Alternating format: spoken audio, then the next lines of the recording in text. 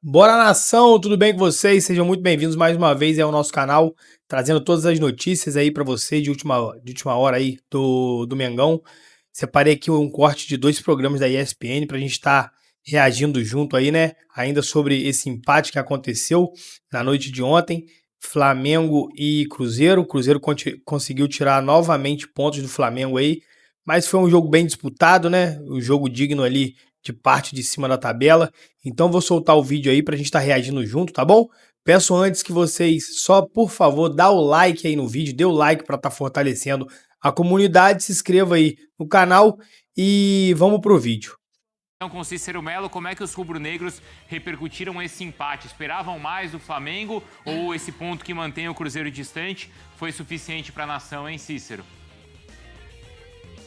Bom dia para você, Bruno, para Mari Pereira, para o Jailson e para o fã de esporte, especialmente o torcedor rubro-negro. É claro que a torcida do Flamengo queria mais uma vitória, mas não foi possível. Eu não acho que o jogo foi morno, não. Foi um jogo com muita intensidade, como a gente vê poucos jogos no futebol brasileiro, com os dois times com tanta intensidade, com tantas disputas físicas, né? E pouco espaço.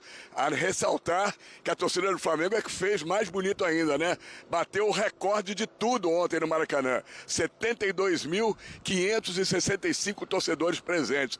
Quebrou o recorde de público do Campeonato Brasileiro e do novo Maracanã, reinaugurado em 2013 para a Copa de 2014. E é o recorde da temporada no país também. Superou a Flamengo Estudiantes de La Plata, quartas de final da Libertadores, 71.977 torcedores. Flamengo, mesmo com empate, continua líder do campeonato, 55 pontos ganhos e tem 3 pontos a mais do que o Palmeiras, que é o vice-líder, sendo que o Palmeiras tem um jogo a menos. O Cruzeiro foi o único time que até agora tirou mais pontos do Flamengo, tirou 4 pontos do Flamengo, com uma vitória por 2-1 lá no Mineirão, no primeiro turno, e esse empate de ontem no Maracanã. Foi também o reencontro do Gabigol com a torcida rubro-negra no Maracanã. Ele deixou o clube no final de 2024 e entrou só aos 42 minutos do segundo tempo no lugar do Caio Jorge e ainda recebeu um cartão amarelo. Flamengo e Palmeiras, que pode decidir aí o Campeonato Brasileiro, o jogo vai ser na 29ª rodada, dia 19 de outubro, no Maracanã, um domingo. E daqui a pouco eu volto para falar um pouco mais de Flamengo e os problemas que o Flamengo tem para o próximo jogo, que será contra o Bahia, lá em Salvador. Voltamos aos estúdios. Xingaram durante todos esses últimos dias, falando: os dois melhores ataques do Brasil, impossível terminar 0x0. E terminou 0x0. Torcedor brasileiro. Um abraço. Mas a noite eu acho que foi do Léo Jardim. Nesse duelo de técnicos, ele venceu, assim podemos dizer, o Felipe. Uma opinião que, assim, o Felipe Luiz, ele faz o melhor trabalho de técnicos no Flamengo desde Jorge Jesus, na minha opinião. Só que ele é meio teimoso e ele tem as suas convicções. Ontem ele foi colocar o Pedro aos 35 do segundo tempo, quando se precisava de um homem de referência, de um cara que marcasse gols, que o Flamengo tava com uma dificuldade de furar a zaga do Cruzeiro. E aí você vê que o jogo termina 0x0. Não tirou Plata, demorou pra colocar, tentou colocar o Bruno Henrique, que também não conseguiu almejar muita coisa, então acho que foi um pouco de teimosia do Felipe Luiz, se podemos dizer assim. Mas foi um show de tática, e para isso eu chamo o Caio, que é um especialista nisso. Um baita jogo, as duas defesas, sistemas defensivos foram incríveis, né? E muito por causa disso o placar ficou no 0x0. Caio, seja bem-vindo. Obrigado, bom dia Ivana, bom dia Diego, Felipe, fã de esporte. Pra mim foi, como o Felipe falou, na boa coletiva dele, do teimoso Felipe, né? Pra mim foi um show de... como ele comparou o futebol europeu com o jogo de ontem, pra mim o 0x0 não diz o que foi a partida em si, em questão de conteúdo tático, de estratégia dos dois times. E aí entra muito a questão do Felipe Luiz com o Pedro. Pra mim é muito claro que ele não confia, o Felipe Luiz não confia no Pedro para esses jogos de mais duelos, de mais resistência, para pressionar. Justamente quando gerou a polêmica em relação ao Pedro e o Felipe, dele não jogar, de não treinar muito bem em questão de pressionar o time, que é para o Felipe Luiz isso é primordial. Quando tá nesses jogos que precisa de um pouco mais de pressão, ainda mais o Cruzeiro, que é um time muito de duelo, de ganhar segundas bolas, ele ainda não confia no Pedro para esse tipo de jogo. E aí a gente viu durante o jogo que o Flamengo precisava furar essa retranca do bloco defensivo do Cruzeiro. Era jogo talvez pro Pedro, mas por não ter essa questão de pressão, de duelar muito, em relação a Bruno Henrique, a Plata principalmente, ficou faltando esse ponto, mas pra mim um jogaço. Um jogo de muita intensidade física, que ele gosta muito e ele falou sobre isso. Ele falou também sobre as convicções dele, ou seja, que a gente pode fazer a leitura sobre teimosia também. Eu, particularmente, eu gosto muito de pessoas teimosas, né? Particularmente. Mas o torcedor ficou na bronca também, porque o time chutou pouco, Diego. O time chutou pouco, o Samuel Lino prende bastante a bola. O Felipe Luiz até falou sobre ele na coletiva também, que é um jogador que ele pede isso para esse tipo de jogador, do drible, de segurar a bola, de ir para cima, para o mano a mano, mas reconheceu que o time chutou pouco. E eu acho que é isso que o Pedro fez falta, que você falava, Caio, porque o Pedro, ele chuta, do jeito que a bola vem, ele chuta, né? E o torcedor sentiu falta disso. Inclusive, para mim, o Samuel Lino até agora é uma decepção no Flamengo, né? Custou Total. 70 milhões, começou ali os primeiros jogos, parecia que ia ser um estouro, vem caindo de produção, às vezes ele atrapalha um pouco o ataque do Flamengo. Ontem você viu muito isso ali, várias jogadas ali, tentavam driblar mais, alguma coisa diferente ali, não tá dando certo, entendeu? Por enquanto, acho que ele não vingou ainda, tem decepcionado, pra mim ele é o destaque negativo aí do jogo e do que vem acontecendo também com o Flamengo aí recentemente.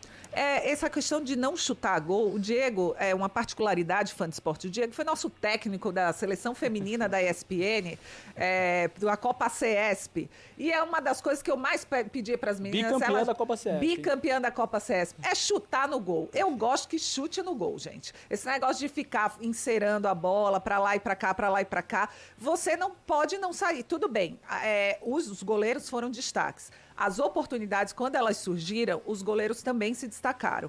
E são grandes defesas porque são atacantes de altíssima qualidade em ambos os times, né? Mas teve pouco volume mesmo, Caio. Sim, totalmente. Em relação ao Lino e ao Plata também, que entra muito nisso do ponta de driblar bastante, acho que vai muito de acordo com o próprio pedido do Felipe. Pelo o modelo de jogo do Flamengo, que a gente chama de jogo de posição, dá muito privilégio para esses pontas, que é o que a gente chama dos pontinhas, né, de driblar muito. E o Lino justamente entra nessa questão de, ele faz muito bem o que o Felipe pede, que é do 1 contra 1, de driblar muito, ocasionar esses cruzamentos, mas aí na hora de finalizar, o Samuel Lino, justamente pelos pedidos do Felipe de ter mais drible e mais 1 contra 1 e cruzar pra área, pro Pedro, pra quem quer que seja que tá chegando na área, acaba justamente gerando essa falta de finalização, né? Então, pesa mais e aí a questão do cobertor curto. Você dribla e faz o cruzamento, mas às vezes não tem o Pedro, como ontem, pra fazer essa finalização, pra ter alguém pisando na área. Então, acaba sendo cobertor curto, como o Felipe pede, mas justamente tá faltando. Eu acho que o Carrascal, que tem sido o diferencial dessa oferta do Flamengo, jogador que chegou há pouco, e o Felipe demonstrou mais uma vez uma satisfação muito grande. Não só o Felipe, né? A torcida do Flamengo inteira. É um cara que ele é um ciscador, mas ele vai pra frente, sabe? Ele é um cara mais objetivo. Ele não é aquele um meia ponta que recua a bola, que ele pega a bola e toca pra trás. Não, ele pega a bola e ele vai pra frente. Isso é porque ele é meia, né? Mas já essa possibilidade de jogar com o Arrascaeta também. Ele é bem versátil, ele tem demonstrado isso. E o Arrascaeta que também ontem não fez uma partida tão boa assim. Não vem fazendo, né? Não vem fazendo, mas ele é um cara diferencial que você não pode tirar, entendeu? Como é o caso do Pedro pra mim. E uma coisa que me incomodou ontem, Ivana, Ramon Abate Abel. Como picotou a partida, cara. No primeiro tempo, eram várias faltinhas. Foram 11 faltas em 25 minutos. Sim. Quantos cartões? Trocentos cartões amarelos. Gente, pelo amor de Deus. Você sabe que o jogo tem que rolar. Um jogo desse, tudo bem, vai ter uma pegada mais firme, mas deixa o jogo rolar. Nossa, me incomodou profundamente o primeiro tempo dele. É uma característica. O Cássio elogiou o árbitro depois do jogo, né? Então, o árbitro, ele tem essa característica. Sim. E o Felipe Luiz disse na coletiva que assim que saiu o nome dele pro jogo, eles já ficaram um pouco frustrados, já prevendo que seria um jogo picotado, o que prejudica o estilo de jogo do Flamengo. Exatamente. Foi o que o Felipe falou. No futebol brasileiro, a arbitragem tende a pesar mais contra times que pressionam lá na frente, justamente porque vai pressionar lá na frente para tentar conquistar a posse de bola perto do gol do adversário, e aí o árbitro justamente vai picotar o jogo. Foi o que aconteceu ontem. Então acho que esse número, nos primeiros 30 minutos ali de jogo de grande número de faltas, também tem muito a ver com essa questão de picotar o jogo, porque tá pressionando muito lá na Não, frente. aí imagina Não o só as Felipe faltas, Luiz. também, ele deu muitos amarelos no começo. Sim. do jogo. Exatamente. Tanto que ocasionou na exatamente. expulsão do William depois. Sim. Depois, E o sim. William tava fazendo uma boa partida. Ele tava sendo um cara muito sólido na lateral direita. Muito. E aí, no final do jogo, o cara foi expulso e aí comprometeu um pouco a defesa do Cruzeiro. E ele é um cara que a gente tá falando de lateral direito pra seleção. Foi convocado o Vitinho do Botafogo. Mas ele vem fazendo uma temporada muito Os sólida. laterais do Cruzeiro são uma coisa impressionante. E é muito interessante isso que o Felipe mesmo falou, que ele amarelou o William, pra você ver como pesa. E quando o Bruno Henrique entrou, ficou pesando ainda mais na do William, foi o que motivou o segundo amarelo e a expulsão. Tá vendo como compromete o jogo? Nossa. E imagine, aí o Felipe Luiz falou também sobre a estratégia dessa questão do jogo alto do Cruzeiro e que eles tinham que pressionar exatamente o Cruzeiro para anular esse poderio do Cruzeiro, que é essa transição rápida. E aí, com um árbitro que já picota a partida, já a previsão era de que não seria um jogo atraente ou tão fluido como deveria ser. Exatamente por causa da atuação da arbitragem. E o Cássio falou bem do juiz. Mas olha assim, eu fico É analisando. engraçado você ver um jogador falar bem do juiz, né? ele falou- Quando ele ele- convém, eu acho Exato. que aí você Mas elogia, tá aí, ele falou sabe? assim, não é porque convém, não é uma questão de que convém, ele falou. Porque houve amarelos para os dois lados, tanto que eles tiveram um jogador expulso, o Cruzeiro, mas que ele não pesou tanto para um lado e para o outro. Eu entendi o raciocínio do Cássio, mas eu também entendo o raciocínio do Felipe Luiz, que é essa história de picotar o jogo. Mas enfim, o Cássio achou bom porque parava o ataque do Flamengo. Obviamente, obviamente. Até no começo do jogo você vê que o Flamengo teve uma chance ali aos 5 minutos com a Arrascaeta, né? Que o Cássio vai bem, Sim. um cruzamento na área, depois demorou acho que até quase 30 minutos pra ter um Sim. outro chute a gol. Entendeu? Sim. Foi porque o jogo era o tempo inteiro parado, era falta, Exatamente. cartão amarelo, o jogo ficou muito truncado ali no meio. Dois né? elementos. As defesas muito eficientes, mas também isso, um jogo muito picotado. O Pedro, ele entrou em campo, ele ficou acho que uns 10 minutos sem pegar na bola. É que ele tava meio preso demais ali, sabe? Acho que a zaga do Cruzeiro tava segurando muito bem ele. E o jogo não Vilauba jogou chegava. muito também. Se Vilauba, você vê é. no intervalo, o mapa de calor no intervalo da transmissão, você vê ali na área, na grande área, de nenhum dos dois times. E sabe, Ivana, um ponto de destaque no Cruzeiro, no segundo tempo, o Matheus Pereira, ele foi muito bem. Eu acho Sim. que ele é um jogadoraço, um camisa 10 clássico, que eu acho que ele poderia ter mais oportunidades também, quem sabe ser convocado para a seleção brasileira. E no segundo tempo ele teve uma certa liberdade ali no meio de campo, porque ele conseguiu quebrar linhas, ele foi avançando, criando bastante oportunidade. Ele é um jogadoraço, aquele famoso jogador de futebol, a frase que a galera ama. Ele é um camisa 10 clássico que ele foi quebrando linhas, se arriscando, então eu gosto muito do Matheus Pereira. Ele é muito bom, mas os goleiros ontem, realmente, a gente já falou sobre isso aqui, a gente tem uma tela para mostrar o Cássio, né, ídolo sempre muito, e é bom ver o Cássio ainda fazendo jogos com uma atuação tão grande que seja a altura da carreira que ele tem, né, e o Rossi é um cara incrível, tem sido nos últimos tempos importantíssimo para o Flamengo. Né, os dois tiveram finalizações sofridas, né, o Cássio até mais, 11 a 15 finalizações no alvo. O Cruzeiro foi mais efetivo, né? 5 finalizações no alvo contra 2 do Flamengo. Defesas, o Rossi fez mais, 5 defesas e 2. O Cássio, acho que foi essa que você citou, Diego, defesa em grandes chances, e o Rossi teve 2, né? E aí, gols prevenidos, né? 1,17 do Rossi e 0,40 do Cássio, né? O Rossi, ele impediu um bom chute do Caio Jorge, acho que foi no segundo tempo, chute Sim. cruzado, assim. Sim. E é legal essa métrica de gols prevenidos, que é justamente fazendo a média de chances claras mesmo, de fato, que o time produziu pra fazer gol, né? E a gente vê que o Cruzeiro, nessa questão, teve um pouquinho mais de Chegou chance mais de... até o goleiro, né? Exatamente. Então, na média ali, o Cruzeiro teve mais chance de abrir o placar, de sair vitorioso do que o Flamengo. Então, isso é bem interessante. O Cássio, ele segue em bom nível. Ele voltou agora em bom nível, Sim. né? E é legal de ver isso, como ele é um cara muito importante. A gente viu essa defesa na cabeçada do Samuel Lino. Ele tá melhor fisicamente também. Ele tá mais magro, tá mais ágil. Eu acho que essa temporada tá sendo muito diferente pro Cássio. E também passa pela chegada do Léo Jardim, né? Quando Muito. você tem um técnico que potencializa todo um time e dá uma segurança defensiva... O Cássio, eu acho que no Corinthians, nas últimas temporadas, 2023, 2024, antes dele sair, ele tava muito vulnerável. inseguro, sabe? E aí tudo caía pra cima dele. Quando você tem uma zaga bem postada, faz uma diferença enorme. Não, todos os sentidos, em aspecto de sistema defensivo, né, totalmente vazado, que cai para cima do goleiro, e ele como ídolo, que diretoria, atitudes do time, tudo, enfim, que o Corinthians ainda vive, né, essa instabilidade política, caindo as cobranças todas em cima do Cássio, que nunca se furtou, né, de assumir a responsabilidade, a postura dele como um capitão, como um ídolo dos times. E agora no Cruzeiro ele exaltou bastante, né, o Léo Jardim, ele vem exaltando, é realmente um treinador que revolucionou. Engraçado que na coletiva o Felipe Luiz ficou, fiquei esperando para ver o que o Leonardo Jardim ia fazer, porque realmente é um técnico que quando mexe muito bem. Ele é estrategista mesmo. Ele é muito estrategista, o Leonardo Jardim. E o Felipe Luiz estava com receio de os jogadores não cansaram ainda, estou aqui esperando, porque questionaram ele sobre a questão da demora em mexer. Sim. E o Leonardo Jardim é excelente em mexer. Ele já ganhou jogo tirando o jogador do banco e mudando. Sim. Ele, Leonardo Jardim, não entrou em campo, mas já ganhou jogo pelo Cruzeiro. Pode falar. Não, eu ia falar um destaque do Cauã Prates, né, o lateral direito que entrou para suprir a expulsão do William. É o jovem que veio do Atlético Paranaense, 18 anos. Que jogador, hein? Muito promissor. Um dos bons laterais direitos que o Brasil vai proporcionar aí. Não vai estar nessa próxima Copa, mas com certeza, se ele continuar nessa tocada, o Fagner já tá chegando numa idade mais avançada. O William também. Cauã Prates, anotem esse nome. Que legal. E aí no final da temporada a gente vai fazer o balanço. O Mirassol eu acho que vai acabar ficando acima entre os times, os melhores trabalhos ali da temporada. Acho que o Mirassol vai acabar ficando acima. Mas o que o Leonardo Jardim tá fazendo com o Cruzeiro, que ele chegou com o carro andando, com um trabalho completamente diferente em relação ao estilo, que é o Fernando Diniz, então é um time muito mais exposto também defensivamente.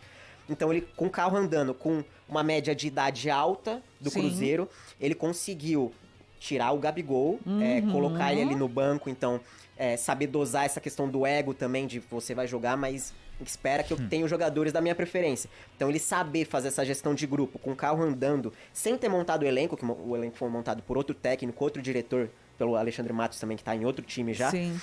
Então tirando o Mirassol, lógico, pra mim é o grande trabalho da temporada. Legal. Mas fato é que o Cruzeiro conseguiu segurar e comemorou muito esse resultado no Maracanã, porque no balanço geral desse confronto com o Flamengo foram 4 pontos dos 6 possíveis conquistados, né? Então o Cruzeiro comemorou muito isso, ganhou em casa, empatou fora, e o Flamengo perdeu a oportunidade de disparar na frente do Palmeiras nessa briga pela liderança do campeonato, porque realmente acho que cada vez mais fica a briga entre Flamengo e Palmeiras, o Cruzeiro correndo ali por fora. O Cruzeiro sempre bate na tecla que a meta deles é Libertadores, mas se pintar, né? Isso não vai reclamar, né? Mas Porque eu hoje acho ficou muito que... difícil pro Cruzeiro também, Sim, né? Ele tem jogo a totalmente. menos, né? 2 a mais que o Palmeiras, 1 a menos que o Flamengo. Eu entendo o E Cruzeiro. o Palmeiras tem um jogo com o Juventude, em casa, deve ganhar. O Flamengo tem um jogo com o Sport, fora, que deve ganhar. E o Palmeiras tem um jogo com o Santos, que é um Exato. clássico, é mais difícil. Devem abrir uma distância maior. Pra mim, o Cruzeiro já tá meio que fora. Sim. Ontem era o também jogo pra acho. ganhar, era o jogo Olha, chave, pra ficar na briga. Porque são também 2 acho, times de muito verdade. grandes e muito fortes pra ele ter que tirar a diferença. Nação, então tá aí. Esse foi o vídeo que a gente reagiu junto. O pessoal da ESPN ali debatendo essa partida. Obviamente queríamos a vitória. Buscamos ali até o final, mas de fato as duas defesas foram muito bem, né? Se falava muito do ataque, muito de Caio Jorge, muito de Arrascaeta, 2 jogadores decisivos. Porém, durante a partida ali, a gente viu que quem estava levando de fato a melhor eram as defesas, que estavam muito bem postas, muito bem encaixadas. Tinha falado até ontem, cheguei a comentar, senti muita falta ali de uma boa noite do Samuel Lino. Para mim, pelo time do Flamengo, era quem poderia ali quebrar essa linha de defesa que estava bem montada pelo Léo Jardim, que o Felipe Luiz não conseguiu ali, né, fazer com que sofresse gol. Acredito que foi uma boa partida, não foi um empate também nada trágico, uma tragédia, né? Foi um empate ali que a gente esperava a vitória, mas podia contar com o empate porque era um jogo ali bem decisivo. O Flamengo estava com casa cheia, o que favorecia ali o resultado positivo pra gente, mas é um time do outro lado ali muito bom também, a gente pôde acompanhar ali, ver o jogo do Cruzeiro e ver que também de fato um time bom, não é um time ruim, uma zaga muito boa. Não foi uma noite inspirada do Flamengo, principalmente individualmente. Acho que Até funcionou um pouco ali o coletivo, o jogo brigado, mas individualmente alguns jogadores estavam errando passes fáceis, passes decisivos que costumam não errar. Eu vi ali Jorginho errando bola, coisa que é difícil. Então, de fato, não foi uma noite inspirada, acabou ficando 0-0, mas é isso. Espero que vocês tenham gostado. Até um próximo vídeo aí, valeu!